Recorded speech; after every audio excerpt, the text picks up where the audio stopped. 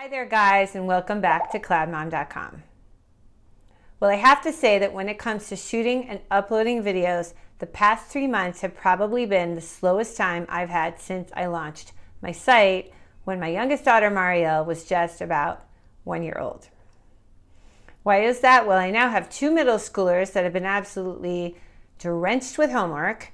I've had Marielle, who's had a bit of a life of her own now, being in kindergarten, wanting to have play dates, and things have just been generally super busy. So anyway, when it comes to work, I guess you all can guess what my New Year's resolution is going to be. More videos. I have been doing a lot of text-based giveaways on my site, and there's some cool ones running right now. So make sure to head over there to CloudMom.com and check those out. We have them almost every week, and they range from fashion to yoga wear to jewelry, really everything under the sun. And so anyway, go over there and check those out. But that's not really the point of today's video. Today's video is about my Christmas countdown because I want to run through with you guys the things I've learned how to do just to get myself through the holidays, which, as everybody knows, can be one of the most stressful times of year. And I absolutely love the holidays. It's the one time of year when I do a lot of baking. I love having a real tree in my house with decorations. I love decorating my house with all my Swedish decorations. And I love buying and wrapping gifts. But fitting that all in when you've got kids and a busy family life can be super overwhelming. When I first had kids, I would be finding my tree just a few days before Christmas, trying to bake, trying to get the house together, and it really took all the fun and joy out of it.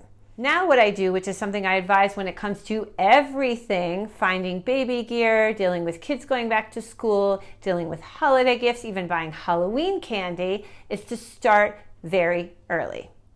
I do kind of what I call the Christmas countdown.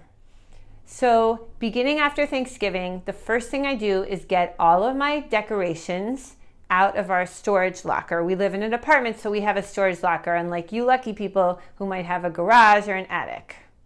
When it comes to those, at the end of the year, I'm really careful with how I wrap them. I spend a lot of time wrapping our lights around paper towel rolls so they don't get all tangled and they're easier to put on the tree. And I wrap my other Christmas ornaments in, newspaper or in Bounty just so that they don't break and they're easy to unwrap. Then I put them back into the same bags at the end of the year, and I know exactly where I have them. And I have an entry in my phone which is called Where Is It?, which lists all these different things so I can always remember, where they are. So these are in storage locker number 1. Anyway, moving on. So the first thing I do is get all my ornaments out of my storage locker, and I get my tree base out of my storage locker, and I put it on a big white sheet in our living room. Then we go get our tree. We put lights on the tree, and I spend an evening with the kids listening to Celine Dion, my favorite, and decorating the tree. Then little by little over the course of that week, hopefully this is all happening the first week of December, I start decorating the house. And to do all that in one day or one night is a little bit too much for me because I have a lot of decorations, but I try to do just like half an hour a day, and by the end of that week, I'm done. That second weekend is my baking weekend. First, I bake my Swedish pumpkin cake. Then I make my favorite Swedish butter cookies, which are called drömmar or dreams, and they're absolutely delicious and not hard to make. I make a double recipe. And then I make our favorite gingerbread cookies, which are based on Martha Stewart's recipe with real fresh ginger.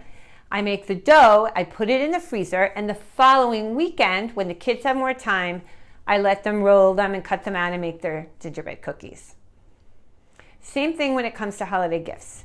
This year we're actually taking my parents to a Broadway show for the holidays. For the kids, even over the summer, when I see something cute or little that's like a good stocking stuffer, I just think, I'm going to get that right now. And I just sort of gather everything in one place and I hide it under my bed so that I have little things already amassed and I'm not in this crazy buying frenzy at the last minute, hoping that Amazon will deliver my stuff, which doesn't always happen on time. Sorry, Amazon. And running around to big crazy stores when it's all crowded. The holidays can cause an amazing amount of stress, and they can also bring us so much joy. But one way to avoid that is to really create a plan for yourself, a calendar of what you want to try to do when, and to start very early. Even if you don't stick to your calendar exactly, you will get many more things done earlier on. You'll feel happier and relaxed, and you'll end up enjoying your holidays that much more. Please weigh in with what you guys have when it comes to advice for getting through the holidays as a busy mom. And thank you so much for watching CloudMom.com.